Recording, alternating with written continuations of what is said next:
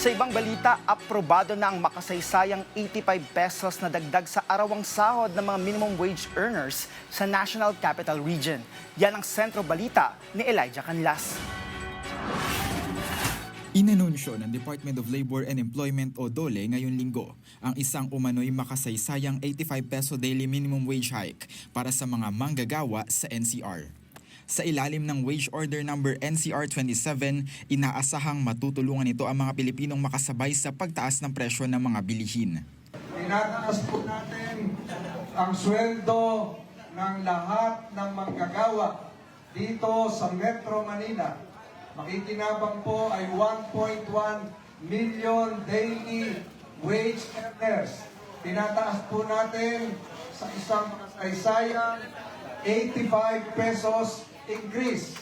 Ayon kay Labor Secretary Francis Tolentino, ipatutupad ang aumento sa dalawang tranche. Ang unang 60 pesos ay magkakabisa sa darating na July 19 at ang natitirang 25 pesos naman ay sa January 20 sa susunod na taon. Dahil sa hakbang na ito ng kagawaran, aakyat ang arawang kita ng mga non-agricultural worker mula 695 pesos tungo sa 780 pesos.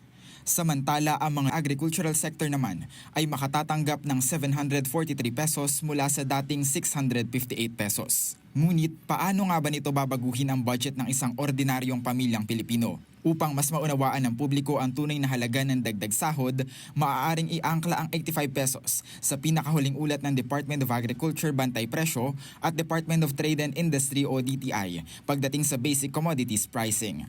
Kung susuriin ang kasalukuyang presyuhan, ang 85 pesos ay sapat na para makabili ng 1 kilo na local well-milled rice na naglalaro sa 50 pesos hanggang 55 pesos kada kilo.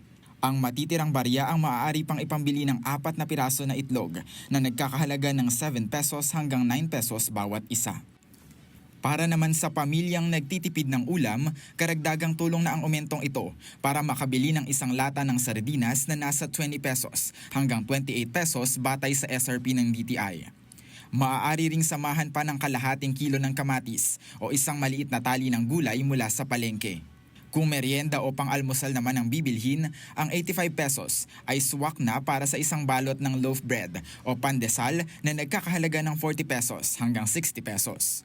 May kasama na rin itong pang-2 sachet na 3-in-1 na kape.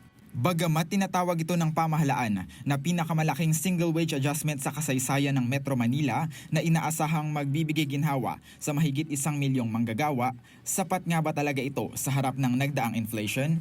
Siguro kung babaan na lang siguro nila yung presyo para mas malaking tulong yun. Yung mga bilihin ko, mas kumababa yung presyo, kahit hindi na po tumaas yung sahod, malaking tulong na rin po sa mga mamayan natin. Ganun. Sa amin especially. Bilang panimula, na itataas na. Dahil kung ilalagay yung 85 pesos doon sa 650 na minimum wage ngayon, nasa 700 plus na rin.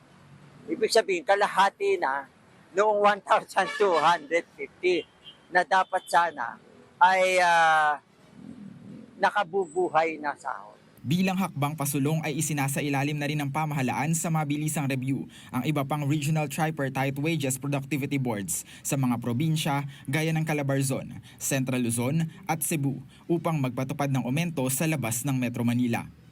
Kaalinsabay nito ang patuloy na paglalabas ng mga tulong pinansyal at tax interventions para maprotektahan ng mga maliliit na negosyo o MSMEs. Elijah Canlas para sa Bayan.